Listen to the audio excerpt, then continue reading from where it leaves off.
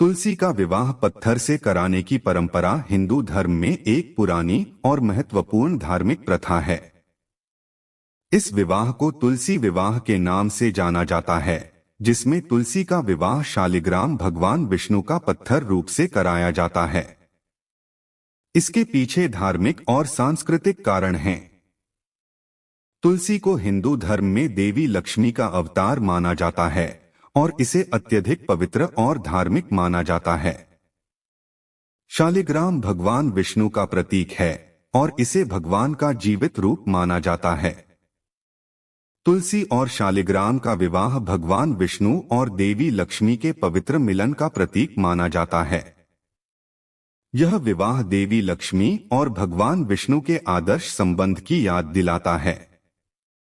इस विवाह को करने से घर में सुख समृद्धि और शांति आती है। साथियों, ऐसा माना जाता है कि यह समारोह भगवान विष्णु और देवी लक्ष्मी की कृपा प्राप्त करने के लिए किया जाता है। एक पौराणिक कथा के अनुसार तुलसी का पौधा देवी वृंदा का अवतार है, जिनका विवाह शालिग्राम, जो कि भगवान विष्णु के अवतार है, से हुआ था।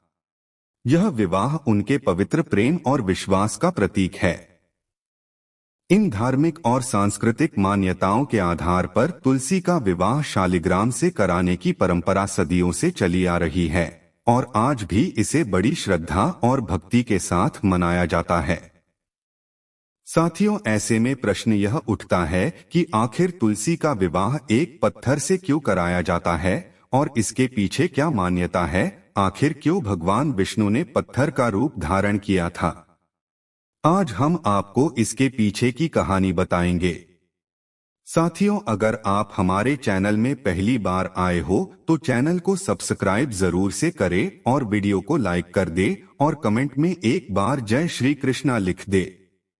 साथियों, देव उठनी एकादशी के दिन भगवान विष्णु 4 महीने की नींद के बाद जागते हैं। इस दिन से हिंदू धर्म में सभी शुभ कार्यों का आरंभ हो जाता है। इसी के साथ इसी एकादशी के दिन तुलसी और शालिग्राम का विवाह किया जाता है। इस विवाह में तुलसी दुल्हन और शालिग्राम दुल्हा बनते हैं। दोनों की शादी मनुष्यों की शादी की तरह ही धूमधाम से की जाती है।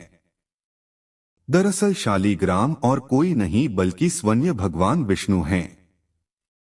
पौराणिक कथा के मुताबिक भगवान शिव के गणेश और कार्तिकेय के अलावा एक और पुत्र थे, जिनका नाम जलंधर था। जलंधर असुर प्रवृत्ति का था। वह खुद को सभी देवताओं से ज्यादा शक्तिशाली समझता था और देवगणों को परेशान करता था। जलंधर का विवाह भगवान विष्णु की परम भक्त वृंदा से हुआ। जलंधर का बार बार देवताओं को परेशान करने की वजह से त्रिदेवों ने उसके वध की योजना बनाई, लेकिन वृंदा के सतीत्व के चलते कोई उसे मार नहीं पाता। इस समस्या के समाधान के लिए सभी देवगण भगवान विष्णु के पास पहुंचे। भगवान विष्णु ने हल निकालते हुए सबसे पहले वृंदा के सतीत्व को भंग करने की योजना बनाई। ऐसा करने के लिए भगवान विष्णु जी ने जलंधर का रूप धारण किया और वृंदा का सतीत्व भंग कर दिया था और इसके बाद त्रिदेव जलंधर को मारने में सफल हो गए। वृंदा इस छल के बारे में जानकर बेहद दुखी हुई और उसने भगवान विष्णु को पत्थर बनने का श्राप दिया। सभी देवताओं ने वृंदा से श्राप वापस लेने की विनती करने लगे, जिसे वृंदा ने माना और अपना श्राप वापस ले लिया।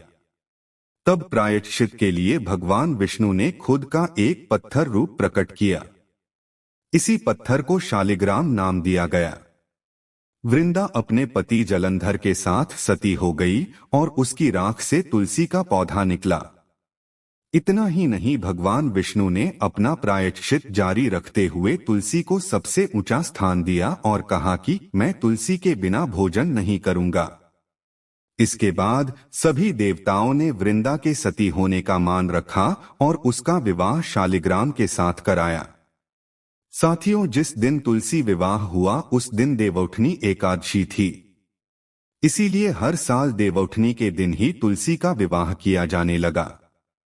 इसी के साथ तुलसी विवाह मानसून के अंत और हिंदू धर्म में शादियों के मौसम की शुरुआत का प्रतीक बन गए।